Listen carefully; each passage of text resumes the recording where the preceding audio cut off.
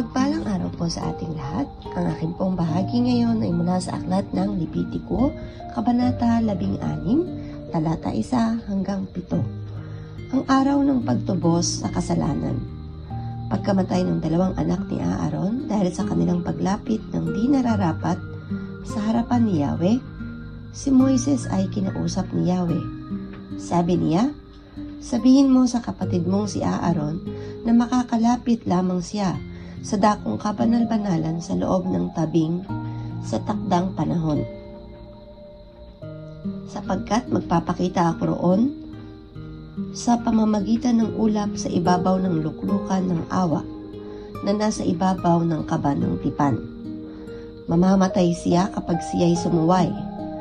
Makakapasok lamang siya roon pagkatapos niyang magdala ng batang toro bilang handog para sa kasalanan at isang lalaking tupa bilang handog na susunugin.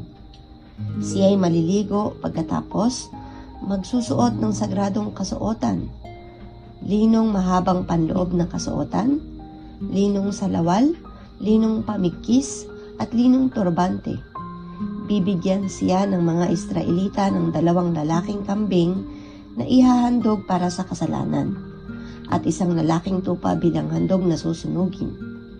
Ihahandog niya ang toro para sa kasalanan niya at ng kanyang sambahayan. Pagkatapos, dadalhin niya ang 2 kambing sa harapan ni Yahweh sa may pintuan ng tuldang tipanan." Amen. Hello, Guilty! Narito po ang aking daily devotion sa Book of Levitico, chapter 16, verse 8 to 14. Sa pamamagitan ng palabunutan, malalaman kung alin sa dalawa ang para kay Yahweh at alin ang para kay Azazel. Ang para kay Yahweh ay papatayin at iaalay tulad ng karaniwang handog para sa kasalanan. Ngunit ang para kay Azazel ay buhay na ihahandog sa akin bilang pantubos na sa kasalanan. Saka pakalan ng ilang para kay Azazel. Ang batang turo ay papatayin ni Aaron at ihahandog para sa kasalanan niya at ang kanyang pamilya. Pagkatapos, kukunin niya ang lalagyan ng insenso at pupunuin ng baga buhat sa altar na sunugin ng handog. Kukuha rin siya ng 2 dakot na pinulbos na insenso at dadalhin sa loob ng tabing upang hindi siya mamatay.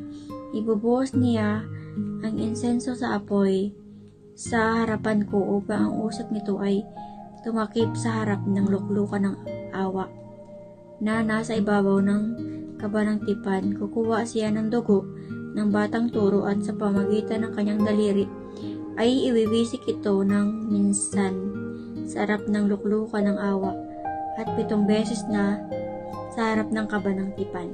Amen. Isang mapagpalang araw po muli sa ating lahat. Aking pong muling ibabahagi sa inyo ang salita ng Diyos. Sinasabi po dito sa 16 na kabanata ng Levitico, versikulo 15 hanggang 21. Pagkatapos, papatayin niya ang kambing bilang handog para sa kasalanan ng bayan. Magdadala siya ng dugo nito sa loob ng tabing at gaya ng ginawa niya sa dugo ng batong toro, iwiwisik din niya ito sa harap ng luklukan ng awa at sa harap ng kaba ng tipan. Sa gayong paraan, lilinisin niya ang dakong kabanal-banalan sa mga kasalanan at pagsalangsang ng bayang Israel. Gayon din ang gagawin niya sa toldang tipanan na nahawa ng kanilang karumihan.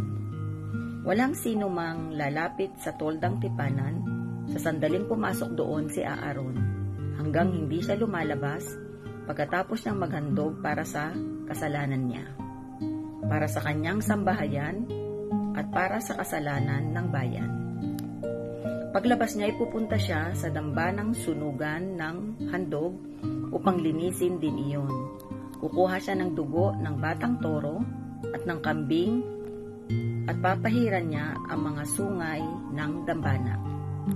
Sa pamamagitan ng kanyang daliri, 7 beses niyang wiwisikan ang dambana upang ito'y pabanalin at linisin sa kasalanan ng mga Israelita. Ang kambing na pakakawalan. versikulo 20 hanggang 21. Pagkatapos magawa ni Aaron ang paghahandog para sa dakong kabanal-banalan, sa toldang tipanan at sa tambanang sunugan ng mga handog, kukunin niya ang pangalawang kambing. Ipapatong niya ang kanyang mga kamay sa ulo nito at ipapahayag ang lahat ng kasalanan ng mga Israelita, ang kanilang mga pagsalangsang at pagkukulang, sa gayon masasalin sa hayop ang lahat ng ito. Ibibigay niya ang kambing sa isang taong naghihintay doon upang dalhin iyon sa ilang. Ito po ang mga salita ng Diyos. Salamat po sa Diyos. Amen. Ang aklat ng Levitiko, Kabanata 16, versikulo 22 hanggang 28. Tataglayin ng kambing ang kasalanan ng buong bayan at pagdating sa ilang, ito'y pakakawalan. Pupunta naman si Aaron sa toldang tipanan at doon ihubarin ang damit na suot niya nang pumasok sa dakong kabanal-banalan at iiwan ito roon.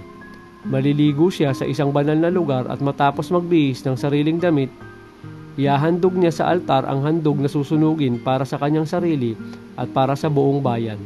Susunugin din niya sa ibabaw ng altar ang taba ng mga handog para sa kasalanan bago bumalik sa kampo ang mga taong nagdala ng kambing para kay Azazel. Maliligo muna siya at maglalaban ng kanyang kasuotan. Ilalabas naman sa kampo ang toro at ang kambing na inihahandog para sa kasalanan. Ang balat, ang laman, at ang mga dumi nito ay susunugin sa labas ng kampo. Maglalaban ng kasuotan at maliligo ang nagsunog nito bago siya makabalik sa kampo. Ito ang salita ng Diyos. Amen. Our devotion for today is from the book of Leviticus, chapter 16, verse 29 to 34. At ito'y magiging palatuntunan magpakailanman sa inyo sa ikapitong buwan ng ikasangpung araw ng buwan ay pagdadalamatian ninyo ang inyong mga kaluluwa at anumang gawain ay huwag gagawa ng tubo sa lupain niyang taga-ibang bayan na nakipamayan sa inyo. Sapagkat sa araw na ito, gagawin ang pagtubos sa inyong upang linisin kayo sa lahat ng inyong mga kasalanan ay magiging malinis kayo sa harap ng Panginoon. Sabat nga ng taktang kapanghinaan sa inyo at pagdadalamhatiin ninyo ang inyong mga kaluluwa, ito'y palatuntunang magpakailanman.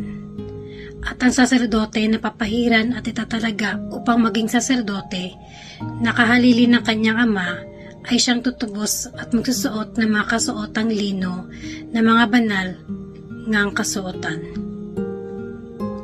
At tutubusin niya ang banal na kasantuaryo at tutubusin niya ang tabernakulo ng kapisanan at ang dambana. At tutubusin niya ang mga saserdote at ang buong bayan ng kapisanan.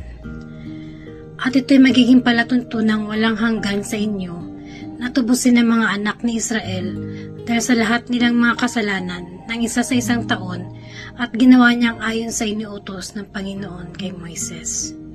This is the word of God. Amen.